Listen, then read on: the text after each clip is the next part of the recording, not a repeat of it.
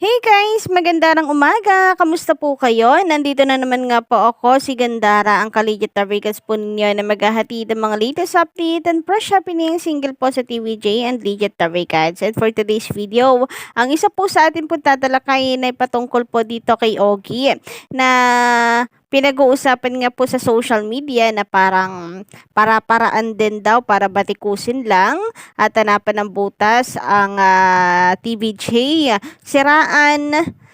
Basta para magkaroon po ng kasiraan, kagaya nitong si Joey De Leon, di po ba taging trending din sa social media ang usapin pong ito na paghingi ng tulong ni Miss Daria Ramirez. But before that, nais ko po muna ng pasalamatan ang mga nandito ngayon na nakikinig po sa atin. Maraming salamat guys sa inyong walang sawang pagsuporta at pagtutok sa atin. Mabuhay po kayong lahat.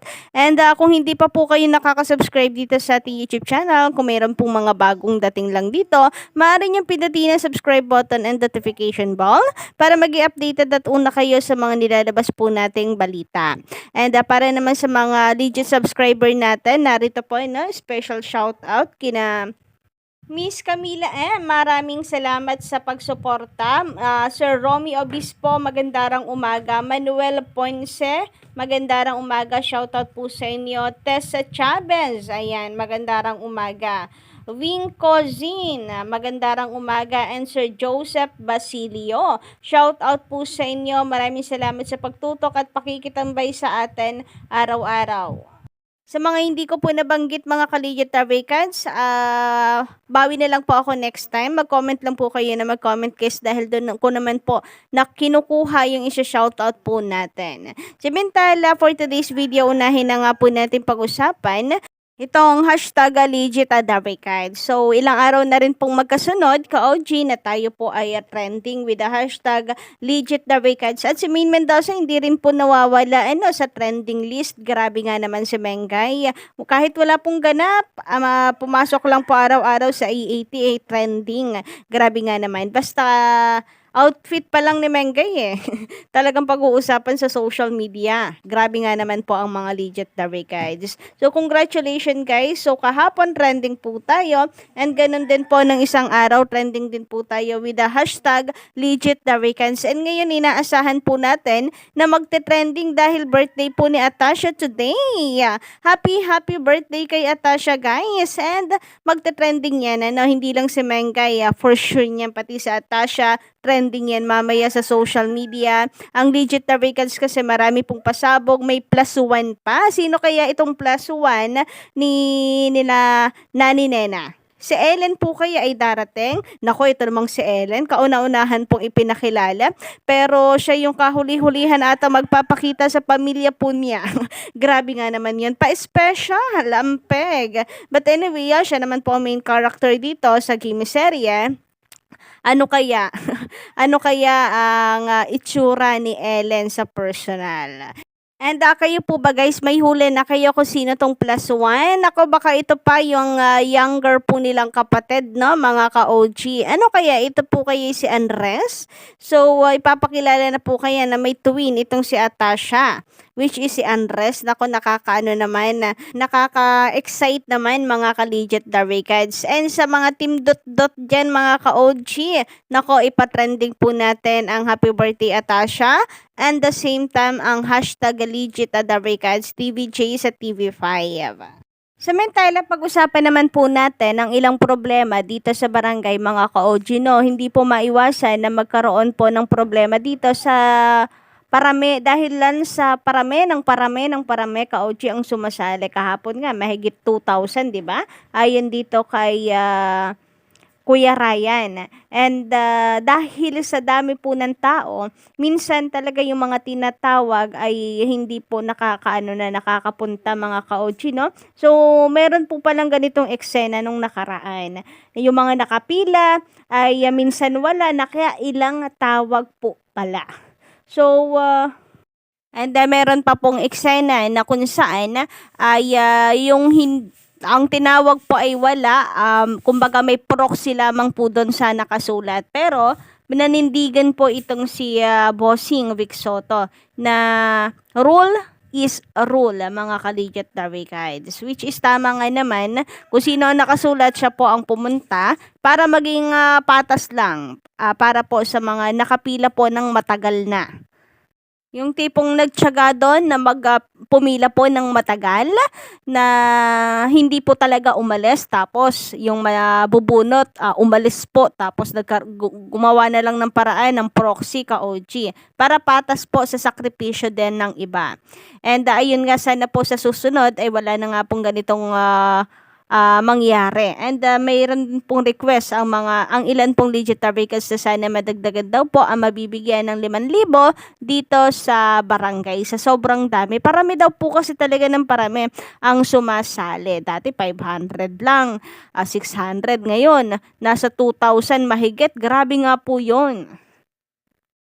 Samantala, pag-usapan naman po natin itong nag-trending nung nakaraan na pakiusap po ng ex ni Sir Joey De Leon, which is si Daria Ramirez, ang nanay po ni Kim P, na kailangan daw po nito ng tulong. So, ito po ay dahil sa interview with Ogie Diaz, mga ka-legit na records, no? And ang mga netizens ay sari-sari po ang mga naging komento hinggil dito. May nangbabatikos kay Sir Joey De Leon. Alam na po natin kung sino yon. Yung mga nakita pong butas ito para sa EAT, yung mga basher guys. Samantalang yung mga nakakaunawa naman at malawak po ang kaisipan ay nauunawaan na hindi po kailangan batikusin si Joey De Leon. Bakit? Bakit kailangan nilang batikusin? Kung tutuusin, hindi na po kargo. Na kay Sir Joey De Leon na lamang po yun, yung lawak at pangunawa at yung kanyang kabutihang puso kung kanya po itong tutulungan. At the end of the day, nasa kanyang desisyon. Ang importante, di naman po pinabayaan ni Joey De Leon yung anak niya dito. And may pamilya na po ang mga ito ngayon, nasa tamang edad na. Yan po ang komento ng ilang mga netizen. Nakakatuwa naman dahil marami pa rin po talaga ang bukas at matalino mag-criticize. So yung mga legit na records naman, since dati na nga raw pong pasimpleng tumitira itong si Ogie sa TVJ, ay nakikita nila po ito as para-paraan ni Ogie Diaz para siraan lamang ang TVJ. Samantala, sabi nga po dito ni JM, nagkalkal si Ogie Diaz. Ito naman si Daria, pwede mong kausapin si Boss Joey in private. Wag kay Diaz. Sabi naman ni Loreto Castro, tama, dapat pinersonal na lang. Sanang sinabi kay JDL kasi daming sawsawera dyan. So, ang ganitong bagay po kasi at usapin ay very personal po talaga. And kung nahihiya, mga ka-OG, lumapit, bakit hindi po nahiya na i-public pa talaga? Idaan pa sa publiko. So, mas nakakahiya yung marami pong sumasawsaw. Di po ba? Madami pang nakakaalam ka-OG, nahiya ka nga sa isang tao, pero dun sa milyon-milyon na maaari pong makaalam, hindi nahiya, di po ba? Samantala, sabi naman dito ni Arnel Caliedo, the last time I check, ang mga anak niya sa babae ay puro mga legal age na, may sarili na silang mga pamilya. Di naman siya katulad ni Paulo na lantaran sa pagsabi na nagmamalaki pa, na hindi siya nagsusustento. At isa pa, ilang dekada na sila, may sariling mga buhay at pamilya. Samantala, sabi naman dito ni Sir Mel Gibbs Vergara, ayan, malamang sa malamang kinausap ni Ogie Diaz si Miss Daria Ramirez na kunyari magpapa-interview para palabasin na masama si JDL. Nako Ogie, alam na namin ang style mo. Sabi naman ni Padsky, madali lang isipin yan, for the views lang yan para kay Ogie Diaz at para mabanatan si Sir Joey. Ano po yun mga ka-legit records, yung double purpose sa pagbablog? Charis. But anyway, ano man po ang dahilan mga ka-legit records, yung pagpapa-interview, yung about po sana yung parte dito kay Sir Joey De Leon ay private na lang po sanang pinag-usapan at lumapit. Yun lang naman po ang akin. Ang sabi naman dito ni Sonny Lawrence Ahero Pineda, magandang umaga sa iyo. Joey De Leon recognizes Kimpi De Leon. Tinulungan siya sa pag-aaral showbiz. Besides, adult na yan, hindi na niya cargo sila.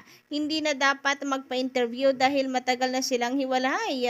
Hindi nagpabaya si Sir Joey De Leon sa kanila. Grabe nga naman yung caps lock na yon. Talagang pinagdiinan. Pero totoo po yan, sa Itbulaga, magkasama po sila dati. So, why not din naman kahit pumalaki na, kahit may asawa na, ay tulungan ulit ni Sir Joey na makapasok sa Itbulaga tuloy. Sa EAT guys na para magkasama po silang mag-ama. At end of the day, magkakapamilya pa rin naman po ang magtutulungan. Pero yung sa sustento, wala naman po sigurong sustento nang dapat ibigay. And kung personal pong lalapit kay Sir Joey, hindi naman po siguro imposible mga ka-legit Taricads. Samantala, ayun naman po dito sa komento ni Sir Lipsper Fernandez, magandang umaga sa inyo. Ako kahit pinuri mo si Henyo pero mali ang ginawa ng asawa, matagal na kayong hiwalay kahit may pinagsamahan kayo rumekta ka kay Henyo, bakit kailangan sa media ka pa magsalita? So, yun lang po muna ng mga ka-legit Taricads ang ating update ngayong umagang ito. Don't forget to click the subscribe button and notification bell para po sa iba pang mga balita.